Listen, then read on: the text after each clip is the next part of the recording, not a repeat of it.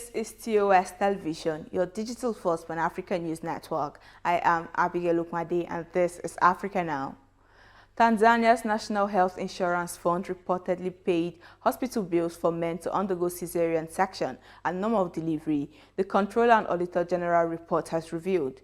According to the report made public on Tuesday in Dodoma, 731 men were reportedly part of the fraud. And according to the report also, there were some 444 members who received full blood picture examination more than once on the same day. The head of the World Health Organization says the world does not give equal attention to emergencies affecting black and white people.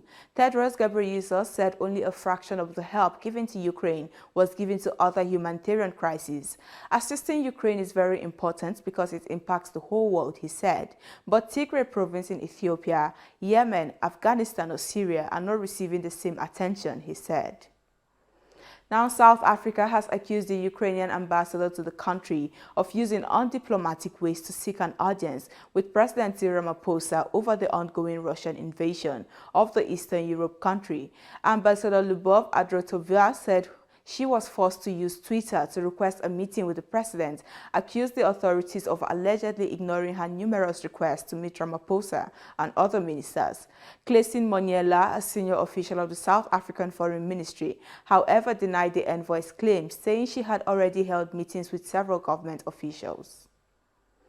German Foreign Minister Annalena Baerbock warned European troops would not cooperate with Mali's military while it maintained links to Russia during a visit to the conflict-riven Sahel state. Baerbock said on Wednesday that she feared massive war crimes were being committed against Malian civilians, which she suggested followed the pattern used by Russian forces in Syria and Ukraine. However, Malian Foreign Minister Abdoulaye Diop suggested Baerbock was unfairly comparing events in Mali and adding that foreign partners should respect the country's choices. Now, at least 12 journalists were arrested by Somaliland police on Wednesday while covering a police altercation in the region's capital, Hargeisa. The journalists were detained for unknown reasons, according to authorities.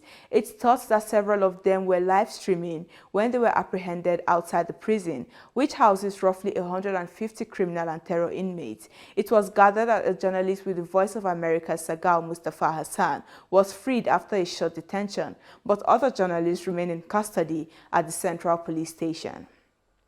This is your digital first Pan-African news network, TOS Television. You're watching Africa Now. More stories coming your way after the break. So stay tuned.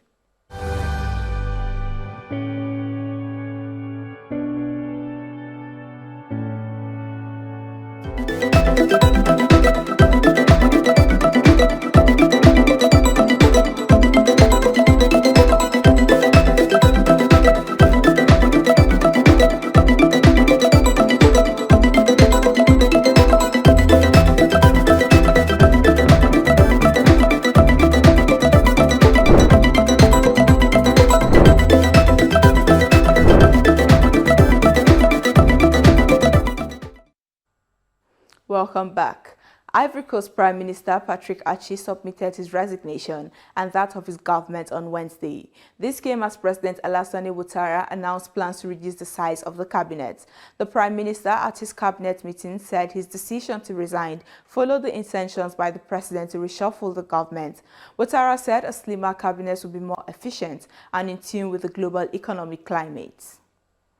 Kenyan authorities have reportedly cancelled the work permit of a French chief executive of one of the biggest oil marketers in Kenya amid a fuel shortage crisis. The government is said to have ordered the deportation of Christian Bourdieu, the chief executive of Rubis Energy Kenya. The energy regulator accused some oil marketers of withholding the supply of fuel to the local market and prioritizing exports to neighboring countries. There has been a major shortage of the commodity in recent weeks across the country, with long queues forming in pump stations. The United Kingdom is expected to sign a deal to send male asylum seekers who cross the English Channel in small boats to Rwanda while their claims are processed in the UK. Home Secretary Priti Patel will sign the £120 million agreement for a migration and economic development partnership in Kigali on Thursday. Crossing the channel in small boats will also be made a crime, and those who are allowed to stay will have to live in strictly controlled camp-like environments while their cases are considered. And in sports, Nigeria legend Daniel Amokachi says simply changing the Super Eagles coach will not solve the team's problems and that larger structural issues affecting football in the country need attention. Augustine Egwevon, who stepped down after the country was eliminated from the 2022 World Cup qualifying by fierce West African rivals Ghana. Amaju Pinnick, president of the country's football federation, has said a new coach will be appointed by the end of the month. Kenyan long-distance runner Joyce Chepkirui has been banned for 4 years for an athlete's biological passport violation. Chepkirui was provisionally suspended since June of 2019 after an experts panel studied anomalies in blood samples collected by World Athletics between 2016 and 2017. Chepkirui explained the results by saying she suffered from hormone imbalance and vaginal bleeding, which was caused by a contraceptive injected every 3 months. And that is it on Africa Now. For more updates, visit our website at www.TOSTVNetwork.com. Follow us and like our social media handles on Facebook, Twitter, and Instagram. Remember to subscribe on YouTube. To stay with us and enjoy more programs on TOS Television Network, I am Abigail Okwade. Thanks for watching.